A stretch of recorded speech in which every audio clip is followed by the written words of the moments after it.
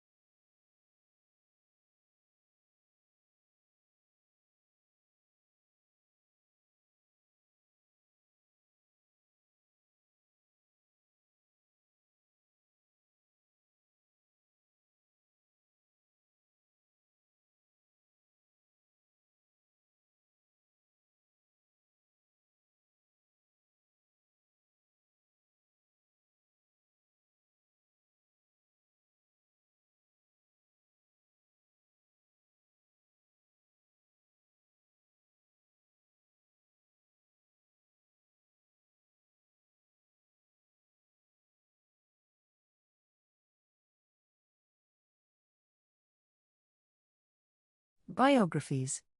Gus Nichols was born January 12, 1892, in Walker County, Alabama. He was married to Matilda Frances Brown, of Fayette County, Alabama, November 30, 1913. To this union were born 8 children, 4 sons and 4 daughters. After having joined a human denomination at the age of 16, Gus Nichols obeyed the simple gospel of Christ during a mission meeting, in the fall of 1909. C. A. Wheeler, of Jasper, Alabama, preached in the one-room Iron Mountain Schoolhouse near Carbon Hill, Alabama, and converted him. In this same building, Gus Nichols later preached his first sermon on the second Sunday in June, 1917. Some of the largest congregations in the nation have had Gus Nichols preach in meetings.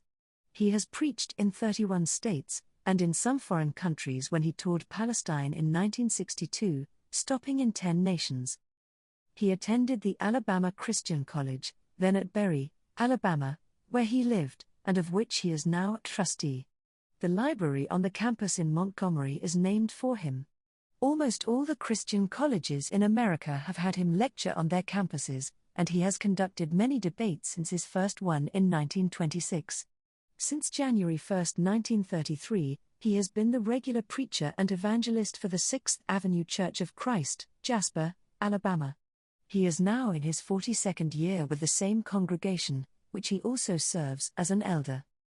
2 Christian colleges have conferred upon him honorary Doctor of Laws degrees, Magic Valley Christian College, Albion, Idaho, and Oklahoma Christian College, Oklahoma City, Oklahoma. His biography is placed in Honor in Personalities of the South, 1971, page 422, and in Who's Who in Alabama 1972, page 299.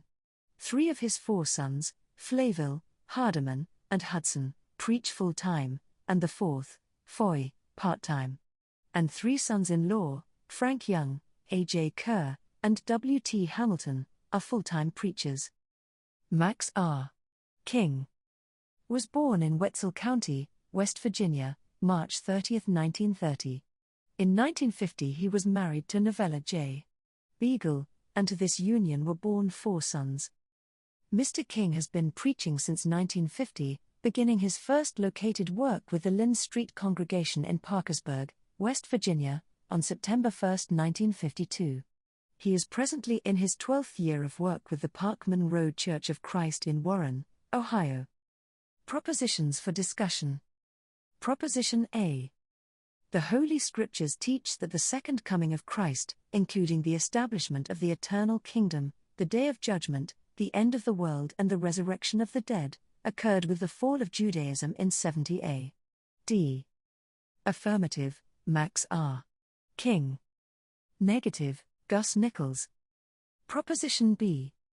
The Holy Scriptures teach that the second and final coming of Christ, including the resurrection of all the dead, the day of judgment, the end of the world and the delivering of the kingdom to God the Father, is yet future in relation to us today.